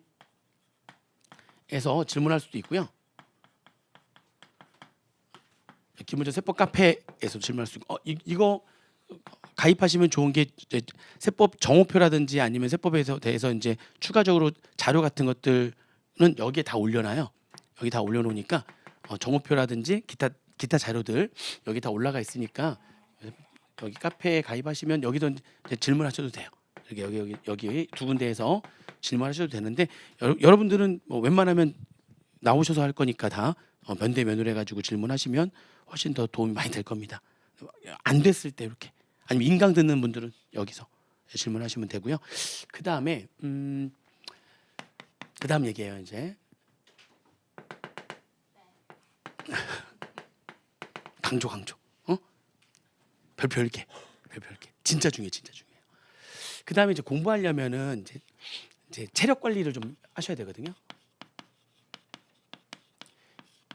이게 지금 단거리가 아니잖아요. 지금 어떻게 보면 2차까지 생각하시면은 지금 꽤 2차 시험이 이제 30 며칠밖에 안 남았는데 8월 올해가 벌써 6월 마지막 날이에요. 그리고 8월 2일 날 보는 거니까 한 달 정도 남았다고 보시면 되고 2차 시험이 그럼 내년 여러분들 동차를 생각한다고 해도 지금부터 또 한 1년 하고 1개월 정도 더 공부를 좀 하셔야 되고 이게 지금 중간에 막 슬럼프도 오고 막 힘들어집니다. 근데 요게 관리가 돼야 돼요. 이게 관리가 안 되면 슬럼프에 더 자주 오게 되고 막 힘들어지고 하거든요. 결국에는 마지막에는 체력 싸움이기 때문에 체력이 좀 약할 수도 있긴 한데 그래서 이제 여러분들 추천하는 거가 첫 번째는 뭐냐면 수면 시간이에요. 수면 시간. 이게 여러분들 막 3시간 4시간 자면서 내가 막 공부하겠다. 여러분들 지금 여러분들 몸을 잘 생각해 보세요. 이미 고등학교 때가 최고 정성기였고요. 이미 여러분들 노화가 시작됐기 때문에 여러분들도 지금 안 돼요. 그렇게 공부해 가지고는 할 수가 없어요. 체력이 딸려 가지고 할 수가 없습니다. 집중도 안 되고요. 체력도 안 됩니다. 뭐 옛날 얘기하면 안 돼요. 예전 얘기하면 안 됩니다. 지금은 무조건 잠을 최소한 6시간 에서 8시간 이렇게는 주무셔야 돼요. 내가 한번 잠을 다음 날 하루 종일 집중할 수 있는 수면 시간 사람마다 조금씩 다르기도 하거든요. 이미 좀 체력이 좀 돼 있는 사람들은 관리가 그동안 좀 돼 있는 사람들은 6시간씩 자더라도 충분히 가더라고요. 근데 체력이 좀 안 되는 사람들은 8시간은 주무셔야 돼요. 8시간. 누가 이제 저는 진짜 체력이 안 돼가지고 전 10시간 자야 되는데요. 거짓말 좀 하지 마세요. 이거는 진짜 잠을 자는 거예요. 10시간은 아니에요. 이건 인간이 아니죠. 이거는 그렇죠? 이건 인간의 법을 넘어간 거예요. 수험생은 6시간에서 8시간 범위 안에서만 자면 충분한데요. 근데 제가 제 와이프랑 같이 공부했었거든요. 와이프가 제 과 후배였어요. 과 후배고 어째 하다 보니 실시돼서 같이 공부해가지고 와이프도 회계사가 된 건데 같이 붙고 같이 떨어지고 같이 붙고 막 해가지고 근데 와이프가 체력이 좀 많이 딸려가지고 하루에 그러니까 7시간 자잖아요. 그러면 하루 종일 몸이 이제 딸리는 거지. 체력이 딸리니까 그러니까 막 공부는 해야 되는데 막 체력이 딸리니까 짜증이 막 날 거 아닙니까? 그 짜증을 다 아무튼 이제 막 그랬단 말이에요. 그러니까 이게 근데 왜 그래서 나중에 이제 알았죠. 혹시 너 잠 1시간 덜 잤어? 그러면 아니라 다를까 6시간 7시간 자면 그러면 그렇게 막 안 되니까 막 그렇게 악순환이 막 되는 거죠. 하루 종일 공부도 안 되고 막 집중도 안 되고. 근데 8시간 딱 자잖아요. 그럼 하루 종일 엄청 집중을 해서 공부를 하더라고요. 결국에는 수면 시간을 줄이는 게 아니라 내가 공부할 때 얼마만큼 집중할 수 있느냐가 더 중요한 거거든요. 우리 공부는. 그러니까 맹한 상태에서 막 봐봤자 아무 의미가 없어요. 그러니까 머리에서 막 집중할 수 있는 상태를 만들어가지고 그때 확 집중해가지고 공부를 하면 그냥 맹한 상태에서 10시간 공부하는 거랑 집중해가지고 2시간 공부하는 거랑 후자가 훨씬 더 공부를 많이 하는 거예요. 맹한 상태에서 10시간 보는 건 아무 의미가 없어요. 여기 남지가 않거든요. 그냥 쓱 지나가는 거지. 그래 지나가는 것들은 전혀 의미가 없잖아요. 우리 공부는 생각해 보세요. 우리가 수능이라든지 이 시험은 알게 모르게 유치원 때부터 국어나 영어나 뭐 수학이나 또 어렸을 때부터 국사나 막 조금 공부하다가 그 공부한 내용들을 가지고 고3 때 시험을 다 본단 말이죠. 딱 고등학교 가가지고 기초를 닦는 게 아니라 진짜 어렸을 때부터 기초를 닦아 와가지고 고등학교 가서 공부하는 거니까 우리가 수능 때 공부했던 그런 과목들은 진짜 어렸을 때부터 알게 모르게 쌓였던 그런 기본들이 있었던 거예요. 그걸 가지고 이때 와서 이제 공부를 하는 거니까 3-4시간 체력도 되고 진짜 오랫동안 기본도 닦은 거고 와서 이때 막 3-4시간씩 공부하면서 하는 것도 가능한데 우리 공부는 어떻게 보면 처음 공부하는 거기 때문에 이런 기본이나 기초가 닦여 있는 상태가 아니라서 처음부터 집중을 해서 봐야지 그냥 슬슬슬슬 읽는다고 되는 게 아니란 말이죠. 알게 모르게 기본이 닦여 있는 것들은 그냥 읽기만 해도 돼요. 계속 읽기만 해도 되는데 우리는 집중하지 않은 상태에서 읽으면 아무 의미가 없어요. 기본이 없는 상태에서 읽으면 무슨 의미가 있습니까? 머리에 남지는 않는데 집중이 진짜 중요하거든요. 그러려면 취침 시간, 수면 시간을 본인한테 맞는 수면 시간을 찾으셔야 돼요. 앞으로 6시간이면 충분한 사람도 있고 아니면 6시간 자고 낮잠을 한 30분 자는 것도 나쁘지 않고요. 어쨌든 간에 수면 관리를 확실하게 하셔야 된다. 수면 관리가 가장 중요합니다. 수면 시간. 8시간 넘어가면 안 되는 거고요. 6시간에서 8시간 보면서 우리 와이프가 그때 그 진짜 체력이 딸렸는데도 8시간 자면 충분하다고 하더라고요. 8시간 자면 충분합니다. 누가 또 그런 얘기를 하죠. 또 저는 밤에 잘 잠이 안 와서 이것도 한번 잘 생각해 보시면 진짜 집중해 가지고 공부를 하루 종일 하잖아요. 그러면 운동하는 것보다 하루 종일 머리를 쓰는 게 더 피곤한 거예요. 그래서 엄청 집중해서 공부하게 되면 저녁에 너무 피곤해서 누우면 잘 수밖에 없습니다. 그러니까 저 같은 경우에도 그냥 평상시에는 누우면 엄청 뒤척이고 잠을 잘 못 자거든요. 30분 안에 잠을 자면은 진짜 그날은 행복한 날이야. 응? 막 1시간, 2시간, 심지어는 막 3시간까지 잠이 안 와가지고 막 그런 경우가 있어요. 왜? 낮에 놀았거든. 낮에 그렇게 열심히 안 살았거든. 낮에 그냥 게임했거든 애들이랑. 그러면 이게 막 게임하고 뭐 하면 몸을 쓴 것도 아니고 머리를 쓴 것도 아니고 그 영상의 잔상만 남고 그러니까 게임을 한다거나 유튜브를 본다거나 아니면 웹툰을 본다거나 이런 식으로 하게 되면은 이거는 머리를 쓴 게 아니고 몸을 쓴 게 아니다 보니까 저녁에 맑아져요. 그 자꾸 잔상이 자꾸 남아가지고 잠이 또 잘 안 와요. 그러니까 잠이 잘 안 온다. 그러면 이제 악순환이 되기 시작하는 거죠. 그러면 밤에 잠 못 자죠. 다음날 일어나서 하루 종일 헤매죠. 그럼 저녁 먹고 난 다음에 슬슬 또 같이 또 정신 차려지죠. 그럼 그때부터 또 웹툰 보죠.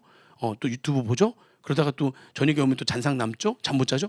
공부하는 사람이 아니죠. 그럼 공부하는 사람 머리가 아닙니다. 진짜 몸을 쓰거나 아니면 진짜 머리를 많이 쓰게 되면 저녁에 잠이 안 올 수가 없어요. 30분 안에 무조건 잡니다. 아무리 뒤척인다고 하더라도 이걸 넘어가진 않습니다. 30분 이내에. 진짜 심한 사람들은 체력이 좀 딸리는 사람들 같은 경우에는 낮에 머리를 좀 그렇게 집중하고 막 하잖아요. 그럼 정말 대면 잡니다. 그렇게. 그래서 저녁에 저는 잠을 잘 못 자가지고요. 하는 사람들의 낮 생활을 보면 낮이 개판인 거죠. 그래서 그런 거예요. 몸을 쓰거나 머리를 쓰거나 하면 특히 머리 쓰는 게 훨씬 더 에너지 소비가 더 훨씬 많기 때문에 안 피곤할 수가 없거든요. 밤이 되면 피곤합니다. 무조건 저녁에 주무셔야 돼요. 제가 이 얘기를 하는 이유가 이제 종달새형이 있고 올빼미형이 있잖아요. 근데 우리 시험에서 이제 경험상 여러 제자들을 봤을 때 물론 올빼미형이라고 해서 무조건 안 되는 건 아닌데 좀 빨리 붙고 잘 붙고 하는 사람들은 일반적으로는 종달새형이 많아요. 좀 일찍 자고 일찍 일어나서 아침에 좀 빨리 머리를 좀 이렇게 해서 오전 중에 오전에서 저녁 먹기 전까지가 머리가 더 맑은. 우리 시험은 다 그때 보니까 저녁 먹고 난 다음부터 머리가 맑아지는 올빼미형이 있잖아요. 근데 그게 잘 안 바뀌어요. 그럼 시험 볼 때는 오전에 보지 저녁에 안 보잖아요. 그러니까 이 리듬 자체가 그렇게 맞춰져 가지고 오전에는 머리가 잘 안 돌아가요. 그러니까 시험을 잘 볼 수가 없어요. 그러니까 그런 경우가 좀 있다 보니까 아무래도 뭐가 더 좋다고요? 종달새형. 저녁에 막 1시, 2시까지 가지 마시고요. 11시, 12시 안에 무조건 주무시고 아침에 6시, 늦어도 7시 안에는 일어나고. 그죠? 전에 11시에 자면은 6시에 일어날 수 있잖아요. 평균 7시간 잔다면. 조금 일찍 자고 조금 일찍 일어나고 그래서 아침부터 좀 움직이는 그런 습관을 좀 가지시는 게 좋습니다. 공부할 때는. 나중에 이제 세무사 일을 할 때는 예를 들면 내일까지 지금 세금 신고가 끝나야 되는데 어쩔 수 없이 밤샐 수밖에 없는 경우가 막 생길 거 아니에요. 그건 어쩔 수 없는 일은 어쩔 수 없는데 공부할 때는 내가 맞출 수 있잖아요. 그죠? 꼭 그렇게 해서 맞추셔서 종달새형으로 잘 가셔야 된다. 두 번째는 운동에 대한 얘기거든요. 운동을 좀 하셔야 됩니다. 체력 관리를 하기 위해서 운동을 좀 하셔야 되는데 운동을 그러니까 헬스장 가가지고 뭐 일주일에 한 2-3일 정도 이렇게 하셔도 좋고 요가도 괜찮고 다 좋습니다. 다 좋은데 나는 그럴 시간이 없어. 돈도 없고 시간도 없다. 그러면 학원을 괜히 이렇게 위에다 만든 게 아니에요. 계단 오르게 하면 진짜 도움 되니까 계단으로 다니세요. 여러분들은 올라올 때는 엘리베이터 타지 마시고 아침에 올 때 점심 먹고 저녁 먹고 올라올 때마다 계단을 이용해서 올라오시고요. 내려갈 때만 타고 내려가세요. 올라올 때는 이거 진짜 운동 꼭 하셔야 됩니다. 하셔야 되는데 별도로 시간 내서 원래 하던 사람들 있잖아요. 그럼 그대로 쭉 하시면 좋아요. 쭉 하셔야 되고 운동도 하시고 만약 그날 시간도 없다 그러면 계단 타기 있잖아요. 이거라도 하셔야 됩니다. 고 우리 계단에서 봐요. 저도 좀 살짝 살 좀 빼야 좀 살짝이 아니라 좀 많이 빼야 되거든요. 저도 약간 계단 타기 좀 할 거니까 계단에서 좀 많이 봐요. 계단이라도 꼭 하셔야 됩니다. 무조건 최소한 이거라도 하셔야 된다는 거예요. 그죠? 평소에 하는 운동이 있으면 또 좋고요. 그래서 계단 오르기 하는 거 좋으니까 그거 하시면 좋다. 만약에 뭐 헬스장이나 뭐 이런 거 힘들다 그러면 저녁에 줄넘기도 괜찮아요. 줄넘기도 괜찮습니다. 그거 하든지 아니면은 계단 오르기 하든지 그거라도 꼭 하셔야 됩니다. 그 다음에 세 번째는 슬럼프 관리예요. 슬럼프 관리. 이 세 가지 관리를 좀 하셔야 되는데 수면 관리, 그 다음에 운동 관리, 그 다음에 슬럼프 관리인데 이게 슬럼프가 와요. 우리가 지금 1년 넘게 계속 가다 보니까 중간중간에 슬럼프가 올 수밖에 없거든요. 근데 슬럼프가 오는데 슬럼프 관리를 하려면 어떻게 하면 되냐면 휴식 관리를 하시면 돼요. 휴식 관리를 하시면 됩니다. 꼭 좀 쉼이 필요해요. 그냥 중간중간에 좀 쉼이 필요하다. 그러니까는 주중에는 바쁘니까 쉴 수는 없잖아요. 근데 쉴 때도 하루 종일 쉬는 건 좀 권장하지 않고요. 하루 종일 쉬어버리면 하루 종일 쉬면은 하루나 이틀 완전 종일 쉬잖아요. 그러면 그 다음에 다시 공부 시작하려면 이게 뭐가 시작이 잘 안 돼요. 그래서 쉴 때는 어떻게 되냐면 이렇게 이틀에 걸쳐 가지고 이렇게 걸쳐서 주말 같은 경우에 예를 들면 토요일 날 조금 저녁 먹으면서부터 저녁 먹을 때까지만 공부 열심히 하고 저녁 먹고 난 다음부터 좀 쉬는 거죠. 어쩔 수 없어요. 여기 휴식이라고 하는 게 뭐 어디 여행 가거나 이런 게 아니고 그렇게 가버리면 안 됩니다. 그럼 바이오리듬이 깨져가지고 다시 원상 회복하는 게 쉽지가 않다니까요. 그러니까 토요일 날 저녁 정도부터 해가지고 이때 시작해서 일요일 날 좀 늦잠 자고 일요일 날 한 3시까지 일요일 날 한 2-3시까지는 조금 여유를 갖는 거죠. 이때부터 이틀에 걸쳐 가지고는 조금. 근데 이때부터 다시 또 시작을 해야 됩니다. 이때부터 시작을 해야지만 오늘같이 월요일 날 좀 어느 정도 좀 윤활유가 좀 발라진 상태에서 오기 때문에 바로 또 공부를 하더라도 좀 어느 정도 할 수가 있거든요. 그러니까 이렇게 쉬더라도 토요일 날 좀 저녁 좀 늦게 먹겠어. 그때부터 난 좀 쉴 거야. 이때 쉴 때는 그때는 좀 게임도 해도 되고요. 딱 쉴 때만 하셔야 돼요. 그러니까 그 붙은 친구들을 보게 되면 휴식 시간 뭘로 이용했느냐 다양해요. 게임 좋아하는 친구들도 게임 게임기를 엄마 아빠 방에다가 아예 게임기라든지 컴퓨터 자체를 엄마 아빠 방에 놨다가 자기 방에 있으면 저녁에 자꾸 눈이 가니까 아예 방에 놨다가 주말에만 다시 옮겨놓고 주말에만 잠깐 게임하고 다시 또 일요일 날 다시 엄마 방에 갖다 놓고 부모님 방에 갖다 놓고 이렇게 한 친구도 있고 게임을 좋아하는데 그때만 하는 거죠. 게임은 웹툰 보지 마세요. 웹툰이라든지 그런 건 안 돼요. 그거는 보게 되면 그냥 너무 오히려 그냥 피곤만 해지고 이게 계속 뭐 아무 생각 없이 계속 이렇게 그런 거보다는 차라리 그냥 몸으로 좀 쉬는 거 오히려 술 한잔 같은 건 괜찮은데 아니 영화도 괜찮은데 딱 그래서 끝나는 거 요건 괜찮은데 이렇게 뭐 그런 좀 드라마라든지 뭐 이런 것들 있잖아요. 그때 한번 보기 시작하면 끝을 봐야 되잖아요. 응? 근데 저도 폭삭 속았수도 안 봤거든요. 그거 이제 보게 되면 끝까지 봐야 되니까. 근데 그거는 좀 시험 끝나고 난 다음에 좀 몰아서 보면 되고 그런 웹툰이라든지 드라마 같은 거는 좀 말고 오히려 영화를 좀 본다든지 이런 괜찮고요. 그리고 세무사 된 친구 중에 누가 있었냐면은 클럽 다니는 친구가 있었어요. 클럽 다니는 친구가 있었는데 그 친구는 그래서 주말마다 클럽을 가요. 클럽을 가가지고 이때 뭐 가가지고 그냥 몸 엄청 춤추는 거 엄청 좋아하고 클럽 가는 걸 워낙 좋아해가지고 일주일에 딱 이날 가서 쫙 풀고 온다고 하더라고요. 그럼 좀 늦잠 자고 그것도 괜찮아요. 나쁘지 않습니다. 평상시에 본인이 하는 운동이 있다면 이때 저녁에 아니면 이제 일요일 날 오전에 해가지고 좀 몰아가지고 운동 같은 것도 쫙쫙 한번 하면 좋고요. 그렇지만 웹툰이나 드라마 같은 거 좀 시간이 좀 걸리는 것들 있죠. 이런 것들은 하지 마시고 이날 딱 게임하면서 끝날 수 있으면 좋고 딱 이렇게 걸쳐가지고만 가야 돼요. 지켜야 돼요. 이걸 꼭 지키셔서 휴식을 이렇게 가지고 하면 끝까지 갈 수 있습니다. 요 가는 것도 나중에 이제 아까 제가 한 3개월 정도 남았을 때 그때는 이제 이것도 좀 조절을 좀 해야 되고요. 마지막에 이제 한 한 달 정도 남았을 때 그때는 이제 휴식이 어디 있어요. 그때는 그냥 막 밀어붙여야 되니까 그때는 막 가야 되는데 그 전까지는 휴식 관리. 일주일에 이제 토요일 날 저녁이나 일요일 날 오전 같이 해가지고 이렇게 걸쳐 가지고는 조금 쉬는 거는 괜찮으니까 그렇게 하시면 좋습니다. 그 다음에 세법 수업 기간 동안 여러분들 해야 될 거 다 끝났어요. 지금 재무회계랑 원가관리회계 다 끝났죠. 그죠? 근데 지금 얘네들을 아예 안 보기는 좀 그렇고 물론 안 봐도 나중에 심화과정에 또 보긴 보지만 그래도 감을 유지하는 건 되게 중요하거든요. 그래서 저는 추천을 뭐 하냐면 세법 수업 때 기간에 시간을 좀 내셔가지고 원가관리 하고 그다음에 재무회계하고 복습을 한번 해보시는 게 좋은데 원가관리는 복습을 그냥 감만 유지하면 돼요. 원가관리는 그러니까 매일매일마다 한 10분 15분 정도 해가지고 그냥 한 문제씩 풀어보는 거예요. 챕터마다. 오늘은 1장에서 한 문제, 내일은 2장에서 한 문제. 원가관리 얘기가 기본서가 몇 장까지 돼 있죠? 챕터가 16장. 그러면 16일 되면 다 한번 돌잖아요. 17일째 되면 또 1장에서 한 문제 풀었던 거 체크하고 안 푼 거 푸는 거죠. 계속 그래서 쭉 그냥 감만 유지하는 거. 하루에 한 문제씩만 푸는 거예요. 하루에 한 문제씩만. 감만 유지하면 됩니다. 감만 유지하면 그럼 감은 유지되거든요. 감이 유지된 상태에서 심화반 들어가시면은 도움이 돼요. 아예 싹 잊어버리지 않거든요. 이렇게 되면 하루에 한 문제씩만 푸는 겁니다.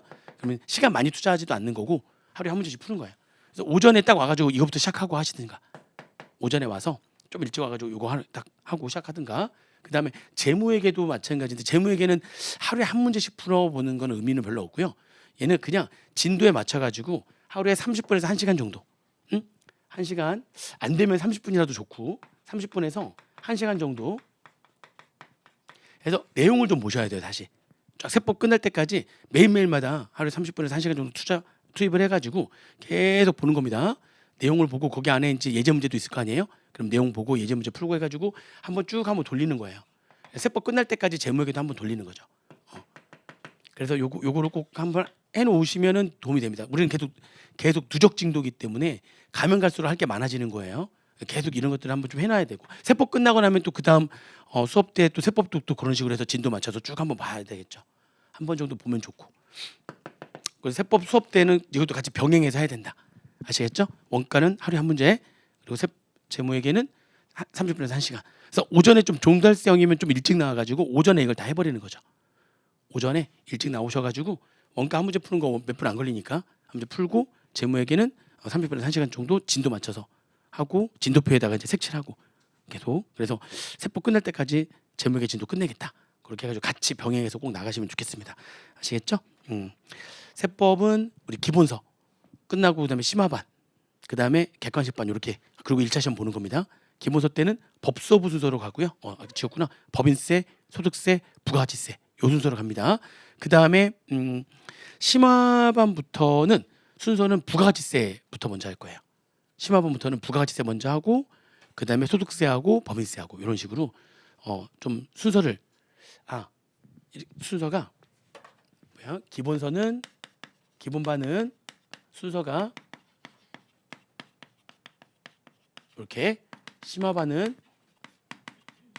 순서가 부가가치세, 법인세, 소득세 이렇게 갑니다. 그리고 객관식반은 다 이유가 있어요. 이렇게 하는 게 부가가치세, 소득세, 법인세 순서 이렇게 갈 거예요.